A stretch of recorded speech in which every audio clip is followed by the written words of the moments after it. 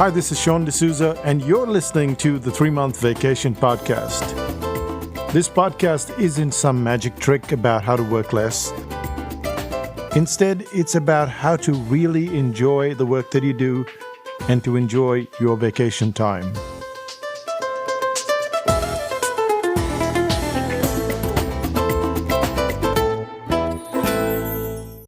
Hi, it's Sean, and you're listening to the 3-Month Vacation.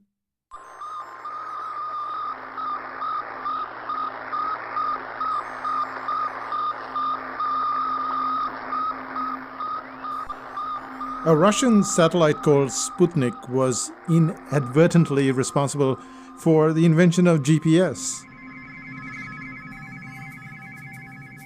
In 1957, after the launch of Sputnik, Russia sent shockwaves through the world.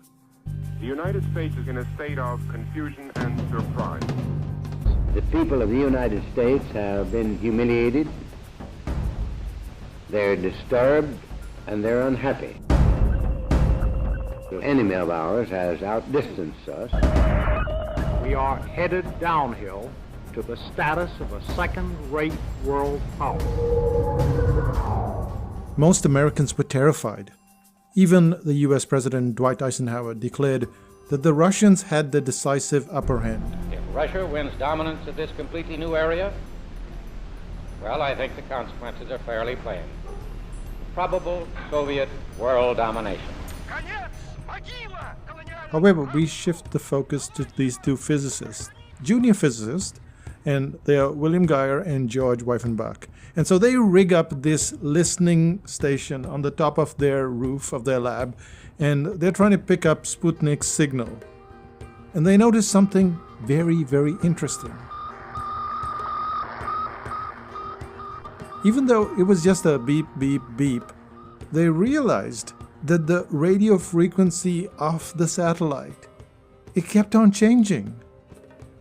Which is why they decide not only to monitor the satellite, but to take shifts and to find out where the satellite was at all times. And yet, it was their boss, McClure, who put the second piece of the puzzle together.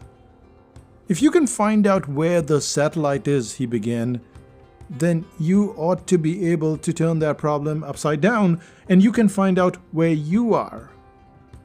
And that was it. The earliest version of GPS. You could always tell where you are.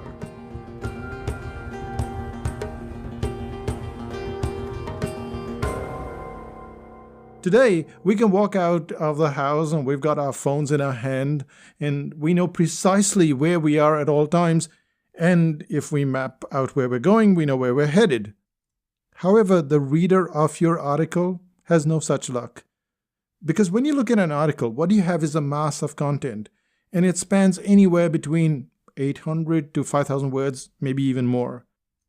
The reader starts moving through the article, but they have no idea whether they are looking at your first idea, whether they're looking in the middle section. They have this chaos in the head because there is no way to tell where they are at all times. However, there is a simple way to let the reader know where they are in the article and how to progress gently ahead. And we call these transition techniques. Techniques to let your reader know exactly where they are at all times. So let's find out how you can send out your own beep, beep, beep, beep, beep, beep, beep to clients where they can never get lost and they always know where they are in your article. As always, we'll do this in 3 ways. And what are the 3 ways? The first is the hook setup. The second one is the numbering system. And the third I call Sarah's italics. So we'll find out why. Let's start out with the first technique, which is the hook setup.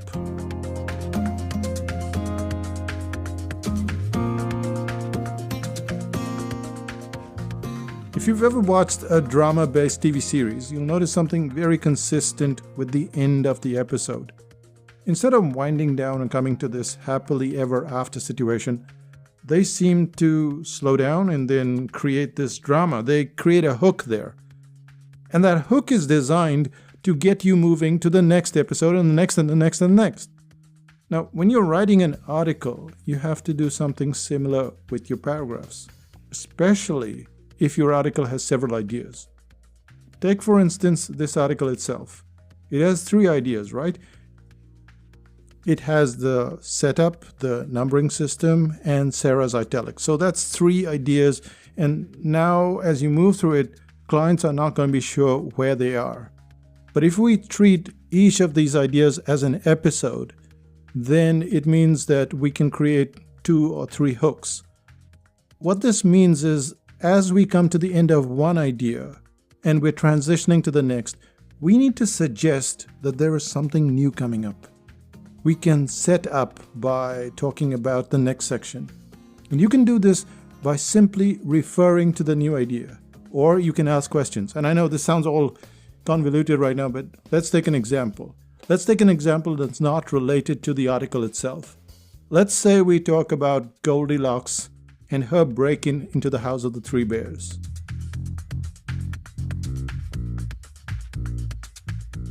The 3 ideas or 3 stages is that she gobbles her porridge, then she sits on the chairs, and then she finally falls asleep on the beds.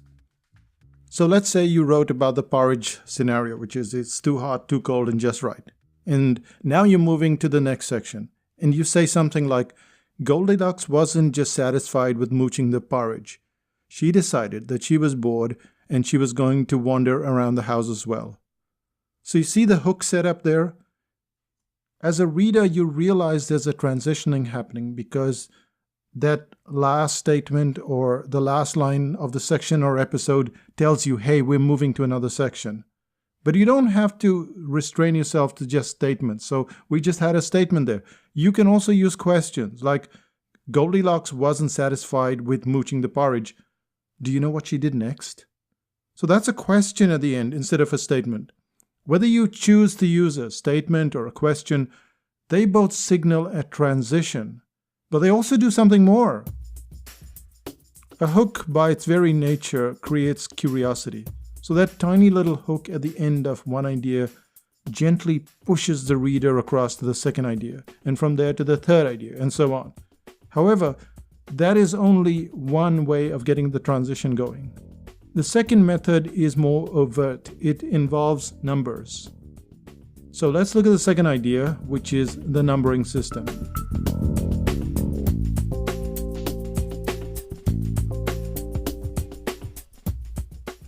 Notice how you knew that we had moved from the first idea to the second? It's pretty apparent because we talk about it here. We say technique number 2 or method number 2. It's mentioned in this podcast. It might be obvious when you're pointing something out like this, but many writers are so absorbed in their writing that they fail to consider the reader. You, as a writer, know precisely when you've transitioned, but the reader sees the text like this long, winding road. And unless you put some signage on that road, they're not going to know. They're not going to know that they've entered another zone. That signage happens to be a combination of numbers and words. And some of the examples are method 2, the numbering system. So essentially what you're saying is, hey, here is another zone. Or you say strategy 2, the move away from retirement. Or bag 2 is the problem. What you're really doing is with a bunch of words and numbers, you're signaling that you've gone from one section to another. You said method 1 was this. Now we move to method 2, and then you go method 2 is this. And you see this in this podcast as well. I mean, you hear it in the podcast. You hear me saying, oh, and that takes us to the end of part 1, and now we're going to part 2. So that's a numbering system, and that numbering system keeps you on track as a listener or as a reader.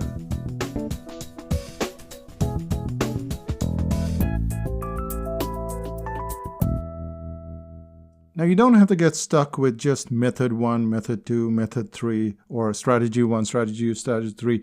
You can also use other words to signify your movement. You could say, this is the first section, the second section, and the third section, as you're going through the sections. Or you could say, this is the first section, then the next section, and the final section. Or the first section, the middle section, and then the ending section. So you can use a whole bunch of things so that the reader knows, oh wait, I've just moved from part A to part B, from part B to part C, which is exactly what this podcast does in every episode. So you can go back and listen to it, and you'll see, well, you won't see, you'll hear.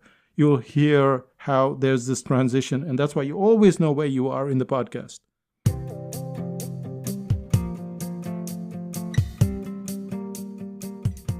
But there's a little question that comes up here, which is, should you use that hook setup, which is, create some curiosity at the end of the sentence, or should you use the numbering system? And it's your choice, really, but if you go back to the analogy of the road, it's the long and winding road. Well, what do most towns do? As you're driving, you'll notice that it says something like, "You are leaving Auckland," and "Welcome to Bombay Hills." In a quick sequence, there's the signal of both the exit and the entry, isn't there? So I tend to use both in my articles, in my podcasts, in my presentations, because it guarantees that the readers know where they are in the article, that the listeners know where they are in the podcast, that the audience knows where they are in their presentation. So at all times they know, okay, we're leaving this spot and we're going to the next zone. Using both of these systems, the hook system, which is curious and signifies going to another place, and then using that step 1, step 2, step 3, the numbering thing, is really powerful. But that takes us to the third one, and here I'm signaling again, we are moving to the third part, and it's called Sarah's Italics. So what I've done here is created that hook for you, and it's happening here live on the podcast. So let's go to the third part, which is Sarah's Italics.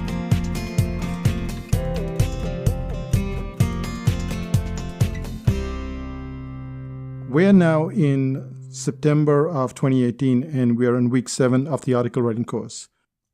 And every day I look at all the assignments of the participants. As I'm going through the assignments of the course, I notice that Sarah has done something very different.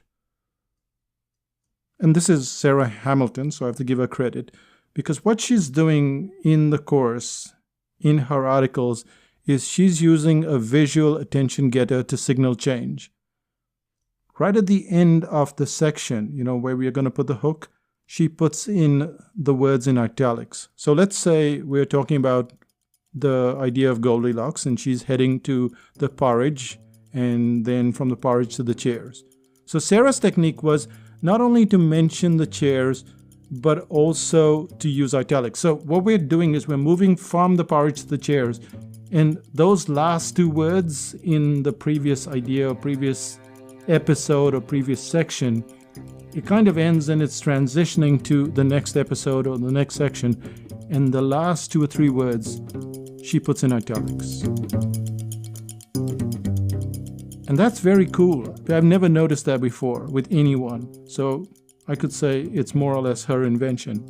And the choice of italics is very interesting, because if you were to put that in bold or red or do something over the top, it would be pointless.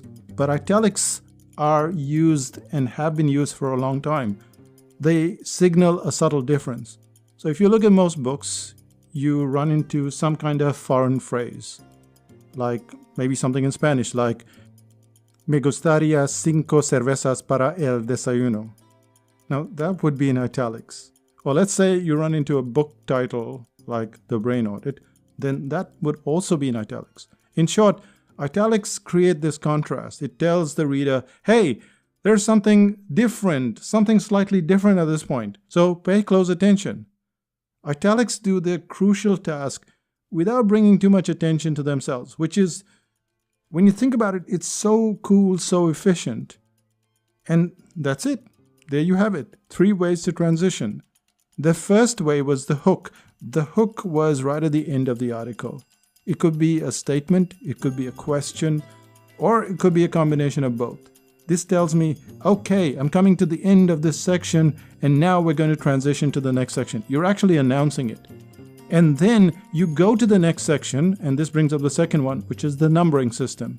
You can say, and now we are on method 2, or strategy 2, or technique 2, or whatever it is. But you're always signaling the first one, which is before you enter the new zone, and then when you enter the new zone, you're entering the new zone. And the third one was Sarah's italics, which are just italics, but they're so beautiful because they're subtle and they take on that conventional role of italics, which is to suggest a change of some sort.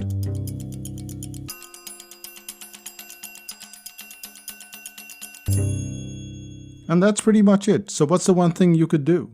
Well, actually, you want to do all of these three things. You want to make sure that your articles have these transitions so that your readers know exactly where they are. And that's how you know exactly where you are in this podcast. That's how listeners know where they are in a presentation. And that's the kind of beep, beep, beep that you can send out with your article. And now we go to Psychotactics Land. What's happening in Psychotactics Land? Well, the article writing course really keeps me busy. As I mentioned before, it generates an average of 200 posts a day, sometimes more. So that's 1,000 a week. And I have to go through all of that and look through it. And what this means is that I'm actually late on email. I have not been responding to email within 5 or 10 minutes, which is what I normally do. And some of the email has been there for 3 days. Wow. So anyway, that's what's happening there. But there are also the courses coming up now. The article writing course home study is on the 13th of October. So if you're really quick, you might still get in there.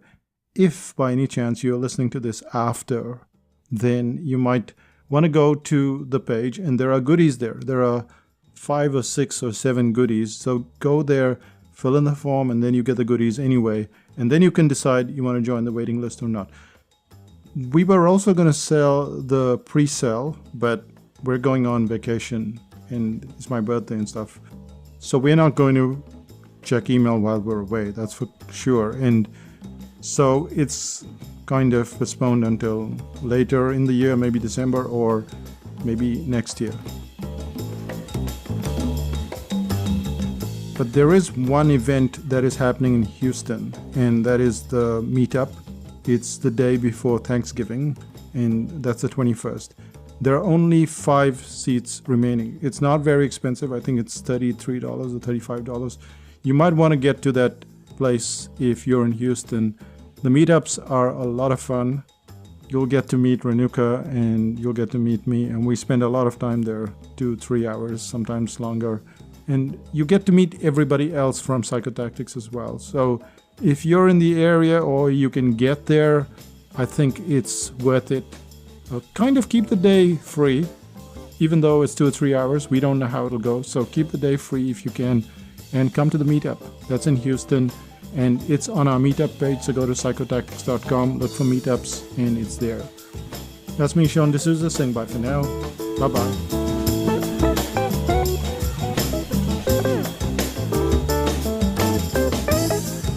Still listening? So I've been reading a book by Annie Duke, and I forget the name of the book, but she was talking about this whole concept of fake news and disinformation. And it sounds very political, but it's not. It's a virus. It's a system of getting into a client's brain, and there are bad ways to do it, which you've obviously heard of, and there are good ways to do it. And it's been a very fascinating discussion in 5000 BC. So one of our clients, he asked a question about hype, and I'm going to cover some of that in the next episode or in the episodes that follow about, should you actually hype your products? Do you get better sales? It's quite interesting. The answer is certainly different than you would expect. And so we're going to cover that, but also this whole topic of disinformation, fake news, and then how to use that kind of information for good and not for evil, and not to disrupt, and not to just needlessly change people's minds, but to change it in a way that benefits them. So we're going to cover that. And there are also some articles and, of course, podcasts about starting up a coaching business. Now, that is a complete series in 5000 BC, and you can read it there. I'll cover some of that on the podcast. But if you really want to go in depth with any topic, or you want to ask me a whole bunch of questions, then 5000 BC is a place for you. So we'll see you in 5000 BC, and we'll come with this hype topic, and we'll come back with the other one, which is how to start up a coaching business and how to grow it from there. That's it from Psychotactics Land. See you in 5000 BC. Bye-bye.